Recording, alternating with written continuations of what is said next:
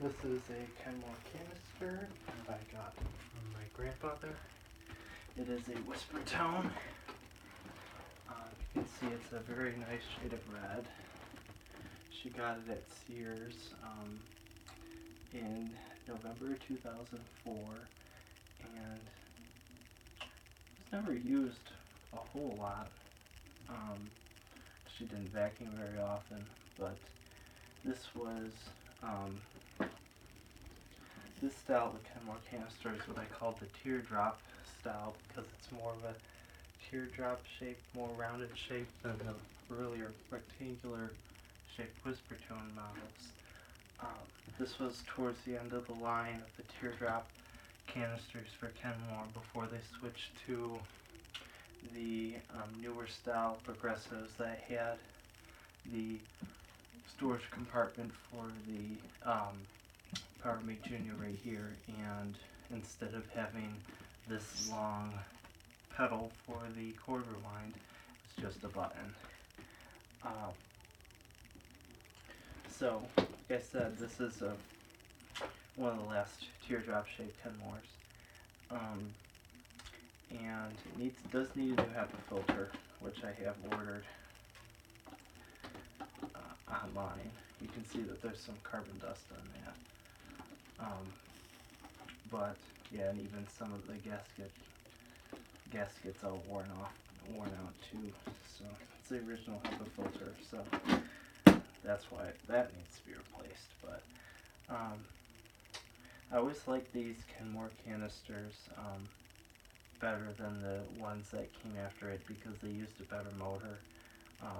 Really,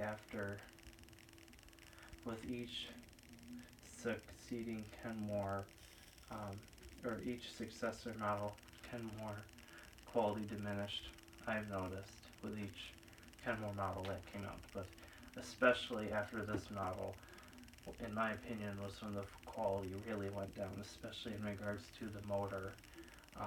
Because this vacuum has a much more pleasant sounding motor, a lot less whiny motor compared to the later model Kenmore progressives.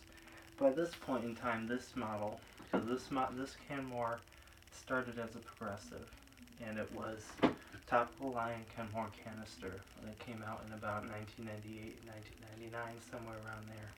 By 2004, 2005, this was the lower line Kenmore canister, not the lowest of the line, but like middle line. So, and it was on its way out. So it actually doesn't even have a name. It's just a Kenmore. So that's why I just call it the Whispertone, because the Whispertone was also before the progressive came out. When the progressive came out, the Whispertone was also the lower line canister. That was then discontinued. This basically took the place of the Whispertone. It's got the Whisper Belt power nozzle. You can see it says it right there. And it's not a Kenmore power nozzle, it's a Centec nozzle. Kenmore had Centec make their nozzles forever, since like the 80s. You can see it's got the Power Mate Junior right here. The only thing that's broken on this vacuum is this release. There's supposed to be a little piece of plastic right here that you put your finger on, and it helps you depress this to release the hose. My grandma broke that off many years ago. It's got all of its attachments. You can see right here. Dusting brush. These tools are a little bit dirty. They have to be cleaned. The upholstery tool. Floor tool. And the close tool. So you can see those in there.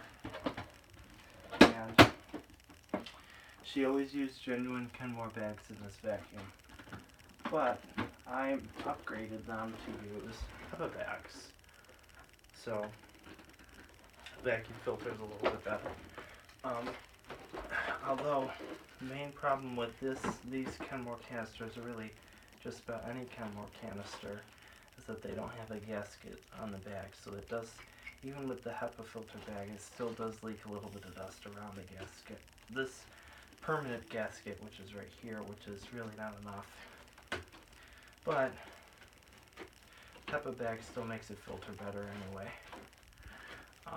So it's a nice vacuum. Like I said, it's got a much better than the later model Kenmore canisters before Panasonic totally stopped making vacuum cleaners.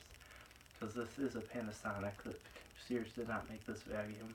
In fact, when Panasonic discontinued their vacuum line, they were still making a canister just like this. Similar color too. The only difference was it used a different hose handle. But for all intents and purposes, it was the same vacuum.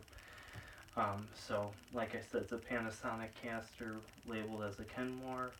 I see these every now and again. This was a fairly good selling model.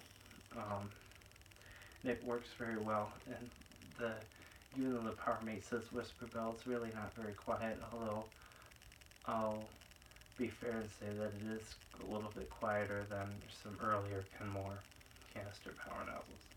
But the vacuum's in good shape. It's got a couple of scratches, but it was pretty well taken care of. It also just wasn't used very much. You can see back here, that's where the serial number is and all that. She does have the owner's manual, which I'll show after I run it, but still works very well. So, without further ado, I'll give it a run, see how it works.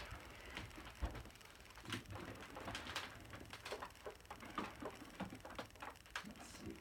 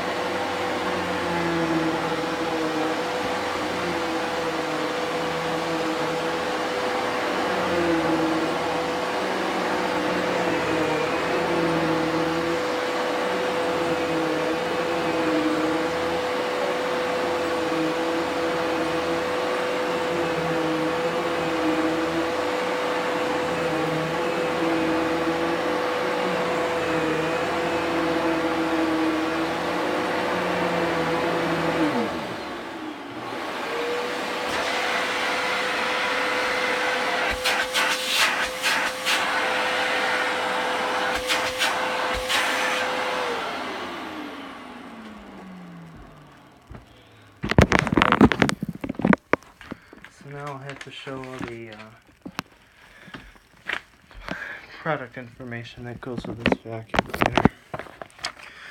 This is the original owner's manual that my grandmother stored away because she kept everything. This is even the original. Actually, no, that's not. That's for something else she bought the same day that she bought this vacuum. You can see she purchased it for, let's see, the camera will focus in, may not focus in, let's see, it's not going to focus in, but after tax she paid $241 for this vacuum. Actually, she paid $260 for this vacuum. So, it's not a bad vacuum. Like I said, I like the color. She liked the color too. Let's see. The brush roll is still in pretty good shape too. I cleaned it up a little bit. But yeah, it's a nice Centec power nozzle. And this is really nice. Something that Sears did for many years is every Kenmore vacuum you bought came with this very detailed parts list, and that's something that not very many manufacturers of vacuum cleaners really cared to do in more modern times. For 2004, even for 14 years ago, it was still very rare to find a vacuum that you could buy in a department store and have that kind of service. This is a manual for the PowerMate Junior. So, like I said, it's a good vacuum cleaner. Kenmore canisters have always been very good carpet cleaners. They've always been very easy to fix because up until recently, Kenmore canisters were super easy to get parts for. They had a lot of power. They had their flaws. The design of the hose is a little bit outdated with the wire reinforced hose. That's just a very old design that should have been updated, but it wasn't very easy to crush the hose. It's not a crush proof hose by any means. The filtration is a little bit outdated. Even though it has a HEPA filter, it still leaks dust here and over here, and this hole there, it isn't a very well sealed vacuum. And the main problem I see, I'm not worried too much about carbon dust, but the main problem with this vacuum is the fact that the bags, even the good quality HEPA bags, do not have a gasket on the bag, so it does still leak a little bit of dust. That's the main problem, something that would have been easily fixed, but Panasonic never changed that design, so on their part that was a mistake. But putting that aside, these were always very good vacuums, and for what you paid, they gave you a lot of power and very good service. So, you know, that's what kind of made Kenmore stand out, because not very many other, to begin with, not many other manufacturers made canisters where they were low priced and easy to get parts for.